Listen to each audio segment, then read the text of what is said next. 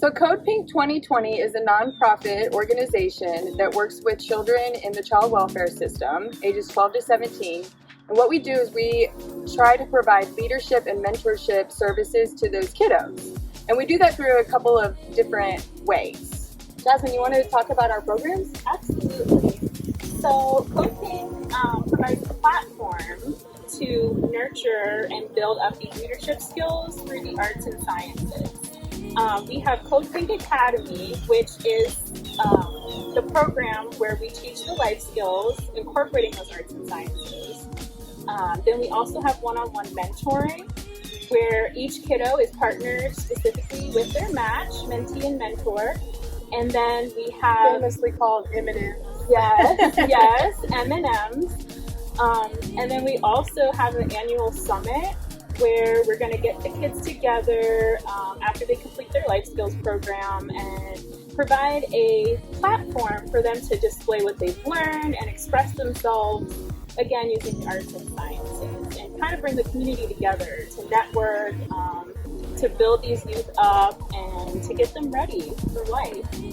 What we found is that, when we allow them to actually express themselves through the arts and sciences, it really helps in their development of these life skills. It really helps it stick. So some of the things that we've done with them is we've done painting with them, we've done spoken word with them, we even have some kids that have arranged music for us, and we've done skits, and they absolutely love it, and it really helps them connect that life skill with that art or that science. We had them create, they did a plant, and we talked about how that plant, we incorporated relationships and how it takes watering that plant and taking care of it every day to build up relationships. So we try to really get it to stick, Make it like a practical application. Right, exactly. And fun. And fun, yeah.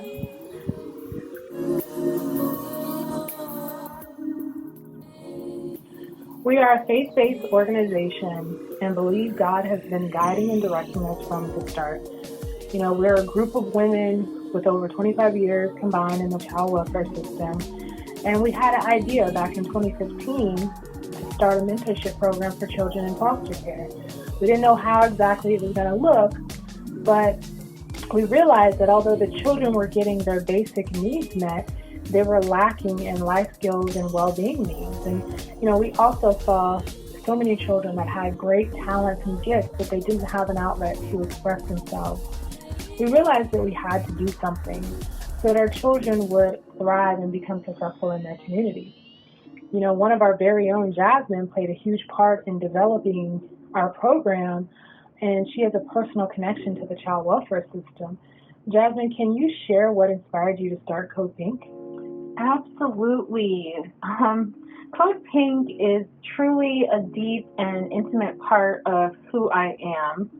I spent over half my childhood in the foster care system to eventually turn 18 and age out with a child. I was constantly being moved from place to place so often that it made it very difficult to focus on my schooling, let alone my emotional and mental well-being. That was just completely out the window. Honestly, the feeling of hopelessness often overwhelmed me when I was in care. When a child is missing stability on top of emotional connection and security, on top of dealing with the catastrophic effects of childhood trauma, the odds become very slim for the child's success and overall well-being. Actually, in 2019, less than 3% of youth aging out of foster care earn a college degree. That statistic alone is why I do what I do. It's where my heart is and my passion truly lies. I have a unique platform and opportunity to give back and change that statistic. I think what made the difference for me was having one person believe in me and commit to me.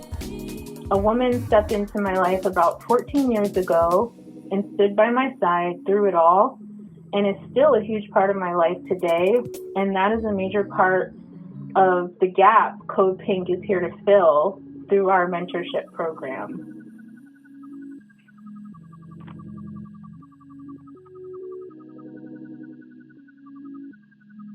P.I.N.C Academy has launched, and we are actually face-to-face, physically in the group homes with the kiddos, doing a 12-week long life skills session through the arts and sciences. We have 3 main topics or subjects that we chose that we found to be the most important, which are financial literacy, mental health, and relationship building. So for me, when I aged out of foster care, I felt like those were the 3 main life skills that I really didn't have enough background on, enough knowledge, and I really wish that someone could have, given me more education on these topics. So that's where we got the idea from. For me, I did financial literacy. I taught on that actually, and it was really, really awesome. The kids were super engaged. They learned how to write a check. They learned about savings and wealth building, which is very important, and a little bit of employability skills. And for Tamra, she actually did relationship building. Mind telling us a little bit about it? Actually, we're closing out our session with relationships, and it's been an amazing experience. The girls are really engaged. The things that we've talked about is healthy versus unhealthy relationships. We've broken it down. We've had in-depth conversations. We actually, this last class, we talked about friendships. What are signs of toxic friends? We talked about jealousy in friendships, in relationships. The first time we did it was funny. The first time we did our healthy and unhealthy, we had them kind of do a skit. We gave them a scenario and they did a skit, and they did amazing. And they were incorporating healthy and unhealthy relationship behaviors. So it's been interesting. It's really awesome to see the girls really just engage with us, and really, they've even made they've made comments of how it has impacted them, and how they realize that they've had some toxic behavior, and they want to change that, and things like that. So yeah, it's been awesome. And Sarah is taught on mental health. Can you talk a little bit about that? Yeah, sure.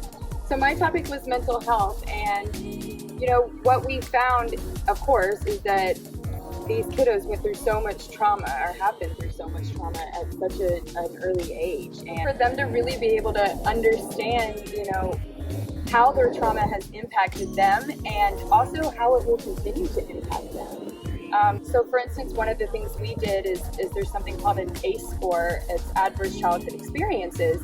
And it's a really quick, fast 10 questionnaire survey, and you fill it out, yes or no questions, and basically it tells you kind of the level of traumatic experiences you had. And what we know about the ACE score is that the higher your score, the more issues that we see happen down the road as they grow older, and as they grow up, and the things that they have to overcome, and the barriers. So for them, it was really important for them to understand, hey, I have experienced this trauma, and that's going to impact me, but that's okay. Because once I can understand it, then I learn how to handle it and manage it. Now you have the knowledge. Yes, and the skills And the tools to be able to overcome it. Right, and not let it take me down. How can I overcome this? How can I still succeed even though I've experienced this?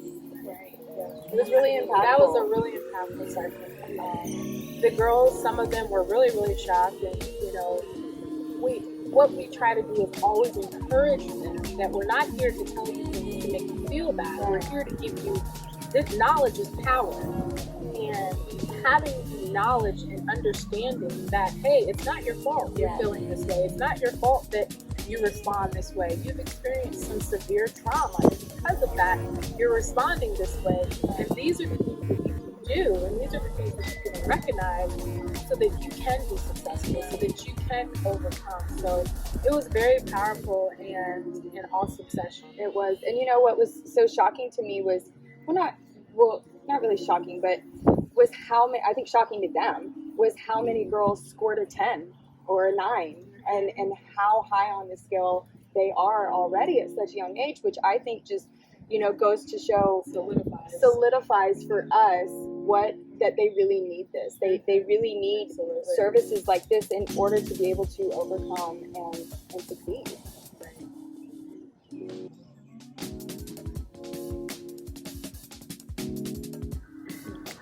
Well, the one fact that we do know is that the foster care system is not going away. And, and we also know that it's made up of a group of wonderful individuals, caseworkers, case managers, guardian ad litem, so many people that are working every day to impact the lives of these children and help them move forward in a positive way. We are one piece of the pie. We know that help is needed. We know that there's a gap that's, there's pieces that are missing, and we're here to help to fill those gaps. And, we just want to partner. We want to do anything and everything that we can to impact these youth, and so that they can become leaders and pillars in the community. We truly feel like, they're not lost. They're not. It's not the end and all for them. That their circumstances don't define who they are, and that their circumstances can actually excel and push them forward. So we are individuals who just want to impact the community. We have a passion, we have a heart. We love these kids, and we want to see them grow and succeed. Right. Yeah, and as we move forward in the future, we have so many, so many amazing things that we feel God has put in our hearts for Code Pink. One of the big things that we see is having a location, having several locations, where the kids can actually come to this location. We continue, and it will be a 12-month program. And we will teach on different life skills. At this location, we will have an art building, we'll have a science building, we'll have a dance building, music, things like that incorporated. Again, just an opportunity to give for self-expression through teaching these life skills. We want it to be a place of sanctity. We want them to be a place of building relationships with other kids, positive relationships. We want to be consistent. We want to be a consistent place for them. We want them to have normalcy through these things, which helps them to develop, into successful human beings. Having consistent people, having consistent opportunities, So, and then eventually, Yeah, I mean, I think it's really endless, what we want to do. We are local right now in Pinellas County, and we really want to expand. We want to expand into the entire state of Florida. We want to expand nationally. Mm-hmm. We want to be huge, right? There are kiddos in this system everywhere, and we want to touch all of them, if we're being honest. Right. And, we want every kid to walk away with a mentor, every kid to be paired with a mentor that's long-lasting and committed to being in their lives for the long haul. And right. Yeah, absolutely. That was one of the biggest factors for me, aging out, is having that person, that consistency. So we're planning to have a 1-year commitment, but hopefully it will be a lifelong term. I mean, we even have plans of wanting a school one day. One of the things that we see consistently is kids not, graduating high school. Being 17 years old with a 5th grade education because they've moved around from place to place. And we actually want to have a 12-year, at least a 6-year from 6th grade to 12th grade type of school, where the arts and science school, where the kids get everything that we're doing, but they also get their education, and we're able to help them go to the next level, graduate, even if it's get their GED, learn a trade, prepare them for college, prepare them for the world in general, prepare them as they age out of foster care. So we have big dreams and big goals, and it started with an idea, it started with a thought, then it became an idea, then it became an actual thing. So we feel like the sky's the limit. I feel like we feel that if we keep God first, and we keep, being consistent in what we're doing, there's nothing that we can't do. So we're just going to continue moving forward and carrying that torch and prayerfully passing it along to these kids that are going to do the same thing.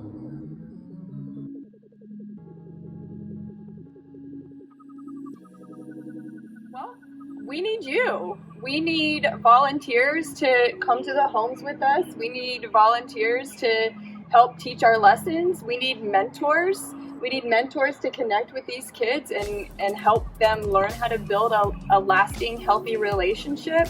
We need financial donations. We have a lot of, as we mentioned, we have a lot of hopes and dreams for Code Pink 2020, and we need some help getting there and expanding. I mean, it takes a village to raise a child, and we got a lot of babies. We sure do. So, yeah, and we invite you to be part of our village.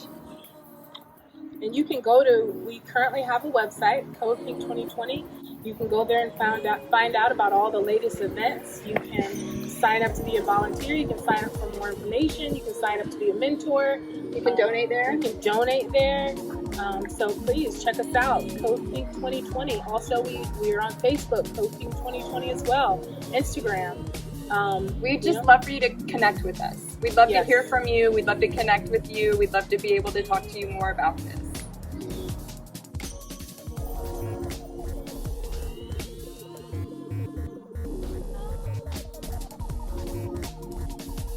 I would describe Code Pink 2020 as empowering. Fun, enlightening.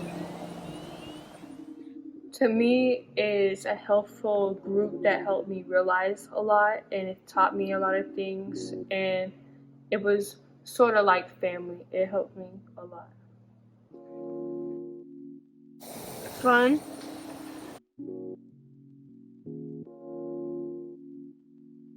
Code Pink Academy impacted me because, being in foster care, it feels like most people don't care. And the fact that you guys, take time out of your day and you come out here and you talk to us about important subjects to help us in the future, it really means a lot.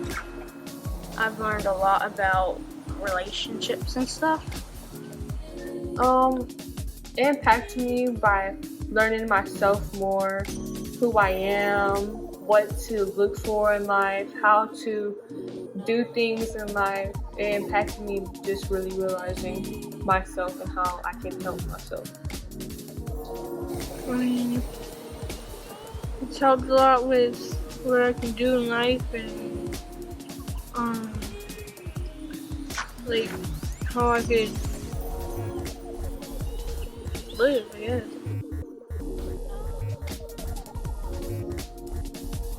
My favorite part of Code Pink Academy would be the leaders, Tamara, Sarah, and Jasmine, their personalities. Talking to them on screen and even in person is awesome. The arts and crafts. I learned a lot about credit, and I feel like that helps me because I'm going to be adult soon. I feel like learning more about finances helps me with my adulthood, and it's going to help me more when I get there and I have a more better understanding of it. The arts and crafts and the painting.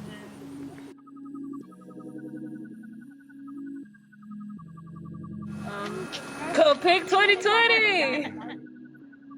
Code Pink really helped me. It was like a family, so yeah. Thank you. Thank you.